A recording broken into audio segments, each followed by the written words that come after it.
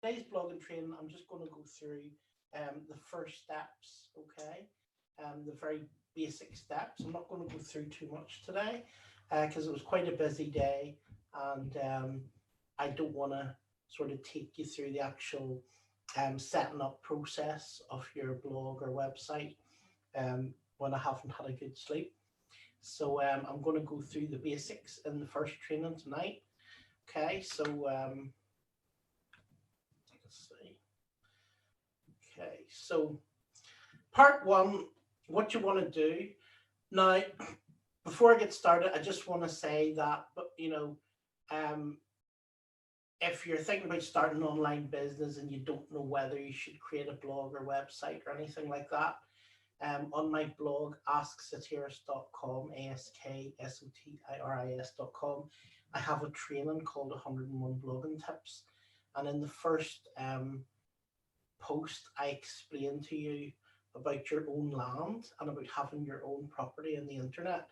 So I'm not going to go into that, okay? I'm not going to explain to you why you want to do your own blog, okay? We're just going to go right through and pretend that you've decided you want to start your own blog or website and an online business in order to be able to make some money online, okay? So the first thing you want to do is you want to pick the right domain for your business, okay? When picking a good domain for your business, here are some of the things that I would think about before making my choice, okay? Firstly, you want to ask yourself, is the name relevant to my business or niche, okay? Now, quite often, if you're a brand yourself and you've been, a lot of people know you and people know your name and know your business name or whatever, you maybe already have a name, that's fine. If nobody knows you from Adam, right, and you want to use your own name as the brand, you can do it, right? You can do it, and that's fine. But what you have to remember is that when people see your domain name, often they won't actually know what your business is about, okay, if it's just yourname.com, okay? So, if you're an expert in martial arts and you call yourself, steviesmith.com, right? Well, a lot of people aren't going to really know who steviesmith.com is.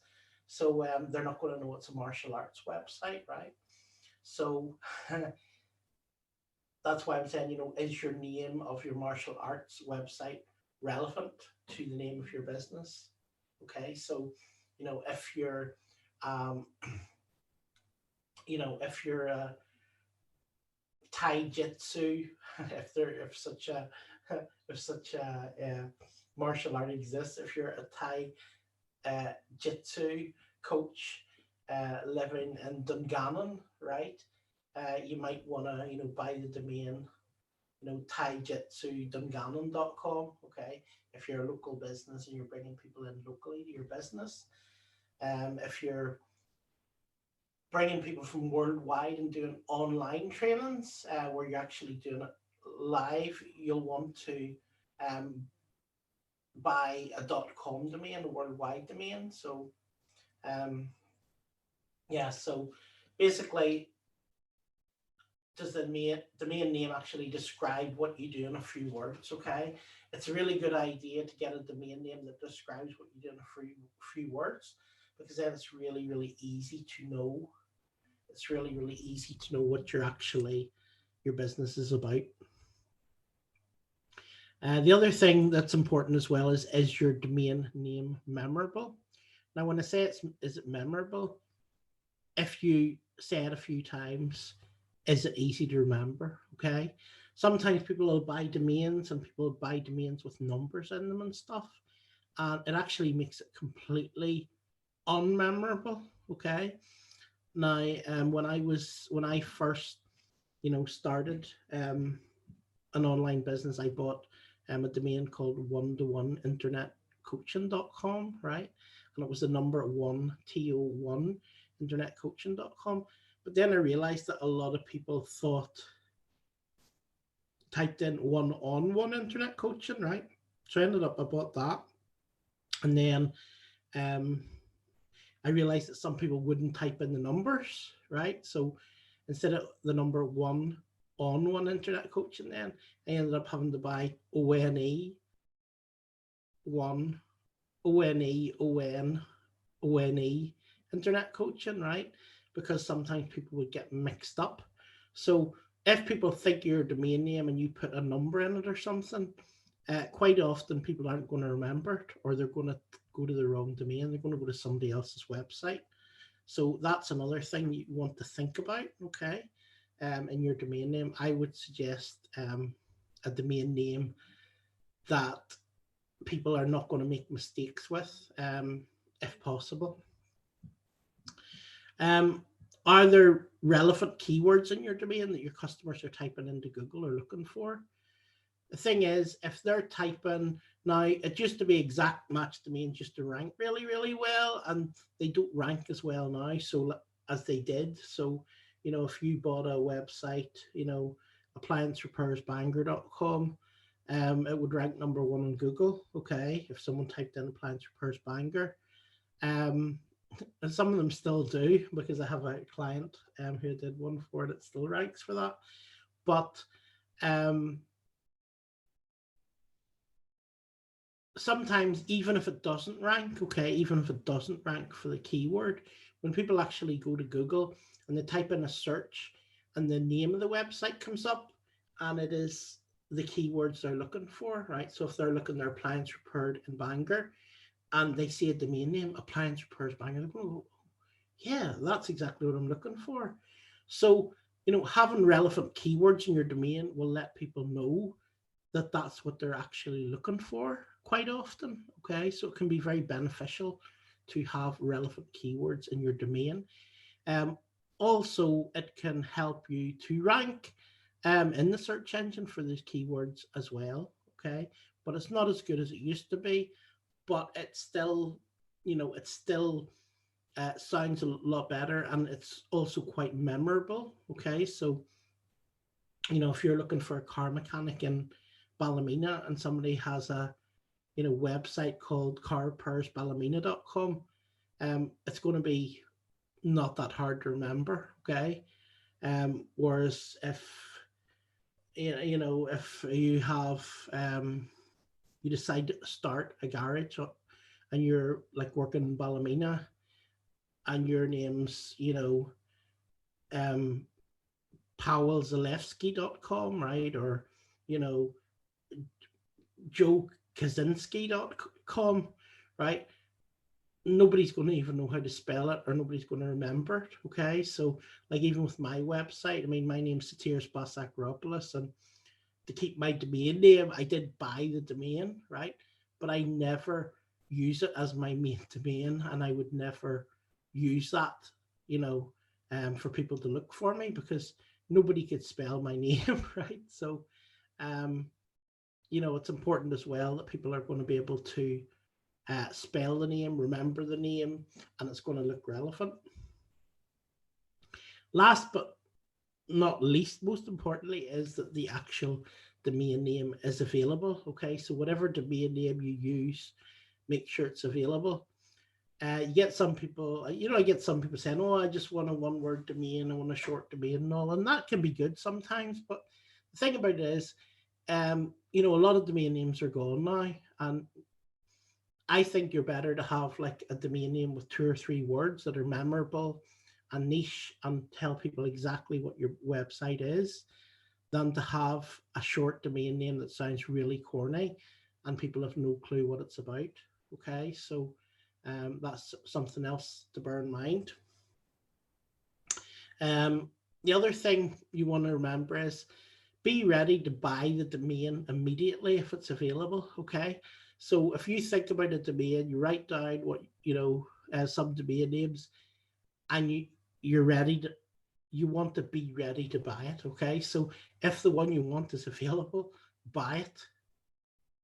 Have at least a couple of debit or credit cards ready for the purchase before you start typing in your domain name and searching for it, okay?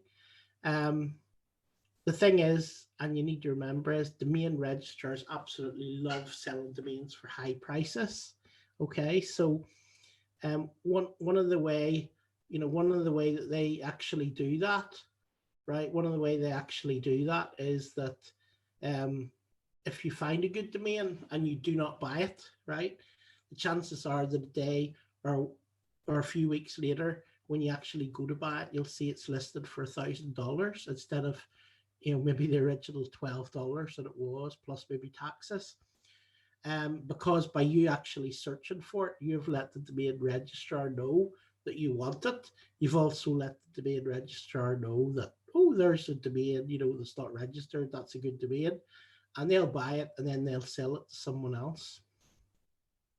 So when you're going to do it, just go ahead and do it, and don't start searching until you're ready to buy your domain. Another thing is, unless you're a local business or a specific country-based business, okay, so like if you're based locally in a town, or, and you're just trying to get traffic locally from that town, or if you're in a specific country, so say your business is based in the UK and you deliver all over the UK, other than that, okay, that's the only reason I wouldn't buy a .com, okay? If you're wanting to sell stuff online to people from around the world, or you're wanting to bring people to your website from all around the world, you want to always buy a .com, okay? And the only reason not to buy a .com is the reasons above. You're a local business, and you're doing surveys in Belfast or something, and you just want people from Belfast to come and do surveys, right? You don't want people from, you don't want people from Africa or USA or Germany coming looking to buy a survey, okay? So for that reason, if you're a local business and you're in, UK, you buy a .co.uk domain, okay? If you're in Ireland, you buy a .ie domain. If you're in the US, you buy a .us domain. Okay, so of course the same rule also goes for other countries, right? So if you're in Spain, .España, or etc., etc., etc. And like I said, if you're planning to conquer the world with your business, if you're planning to get customers from all around the globe and multiple countries, then of course the .com is the way to go. Now, if you want to stop other people buying up your name as well, and you're sure about that domain, it's a really, really good one, and you're going to keep it for a long time, you may also want to secure your local domain as well. So you might have a local part of that business, so it might be worldwide, but you might also have a local part of the business. So, if you're based in the UK, but you do online coaching throughout the world, right? You might want to buy the .co.uk and the .com of the website, okay? I would also suggest that you buy the .net and the .org as well, in case a competitor of yours just comes along and buys your name as well, and then starts competing against you with the same name in their domain name. Of course, there are many domain registrars to choose from, okay? What I tend to do and what I tend to show people is I tend to show people to use, just one, one or two, and sort of stick to them. Because the thing is, as you use domain registrars, you get used to them. You'll know where everything is. You'll find where it is, and you'll watch your instructions. You'll be taught where things are, and you'll be able to go and do it again. Now, if you start going and buying a domain with this company, a domain with that company, a domain with the other company, quite often the domain registrars look completely different, and you'll end up spending 2 hours in support trying to find out how to do something that you knew how to do on the other domain registrar. Okay, so if you're not a technical wizard, just stick to one or two domain registrars and don't go around buying loads of different domains from all different registrars. It's often a lot less complicated as well if you actually buy your domain and hosting from the same company, as you may not even have to point your domain at all. Okay, so if the company I'm with, if I buy my domain from them, it's already pointed to them. So I can just go click create a website and my website's there. Okay. Now, if I use a different registrar, I would have to go into the registrar, point the domain, which can be tricky for someone who's never done it before. And that's one of the things that holds people back when they're starting a blog a lot. It's probably one of the most complicated things for most people to figure out. Is just pointing the domains, okay, at the beginning, and then them going live, because sometimes it takes a while for them to propagate before you can then actually create your website properly. Okay, so yeah, it's a stumbling block for many newbies. So of course, buying the domain that's already pointed at your hosting company, yeah, it makes things easy for you. So yeah, that's it. That's all I'm going to talk about this evening. It's just a few tips for when you go to buy your domain. I would suggest you don't buy your domain now, because what I'm going to do is in tomorrow's training, I'm going to talk about a bit about ideas, for registering your domain, and I'm actually going to go in live. I'm going to go in live and go like we are actually registering a domain. Okay. So that's what we'll be covering tomorrow. We'll actually be registering the domain, and then we will be creating our blog, our website, either in the second part tomorrow or else in part 3. Okay, so depending on how we go for time, that will be what we'll be doing tomorrow. Hope you found this useful. If you've any other questions in the meantime, feel free to post below in the comments. If you're on my blog or website, there's a live chat. You can get me in the live chat anytime. Or if you go to asksotiris.com/social, hit me up on Facebook Messenger.